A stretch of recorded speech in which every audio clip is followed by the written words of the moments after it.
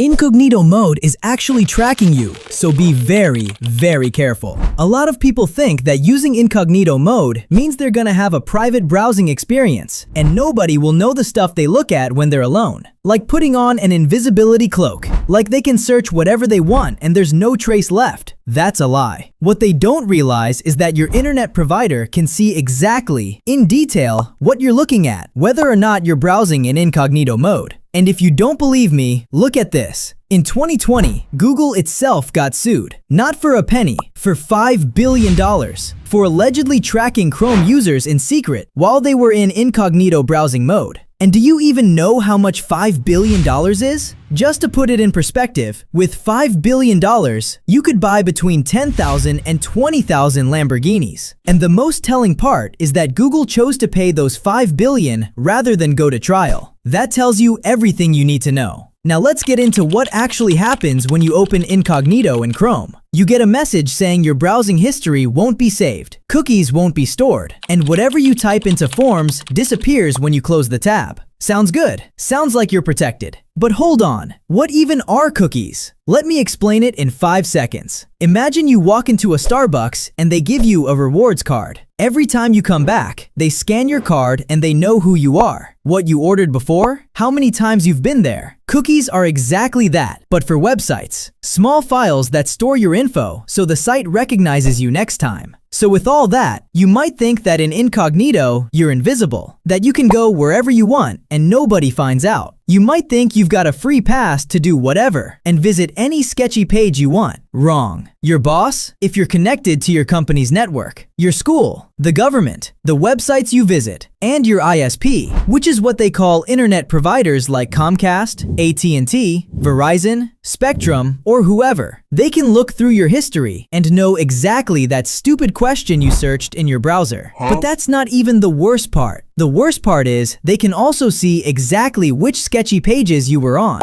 And you know which ones. Don't even play dumb. We all know why you open incognito at 11 p.m. And this actually makes sense if you think about it. Look up the definition of incognito. It literally means with a hidden identity. On top of that, the icon is a dude with a spy hat and glasses, and the screen goes dark like you're on some secret mission. All of that psychologically makes you feel like you're hidden, like nobody can see you, like whatever you do there stays between you and your screen. But for real, we're on the internet, and I'd go as far as saying the internet is basically a jungle. And if you don't protect yourself here, nobody's gonna do it for you. You gotta learn not to blindly trust any company. Not Google, not Apple, not Microsoft. Because at the end of the day, you're not their business. Your data is. True incognito mode only exists between you and your device. To the rest of the digital world, you're completely exposed. But hey, it's not all bad. Incognito mode does have legit uses. It's great for comparing prices at online stores, because a lot of retailers like Amazon adjust prices based on your search history. If you searched for the same product 3 times, they bump up the price because they know you want it. In incognito, they don't have that info, and you see the real price. It's also useful for logging into multiple accounts on the same site at the same time, and for reading articles on sites that limit you to 3 or 5 free ones a month. But if you truly care about your privacy and you actually want to browse in a hidden way, a private way, you need real tools. Use browsers built for privacy, like Brave or Firefox with uBlock origin. Turn on DNS over HTTPS in your browser, so your provider can't read which pages you visit. And if you want the highest level,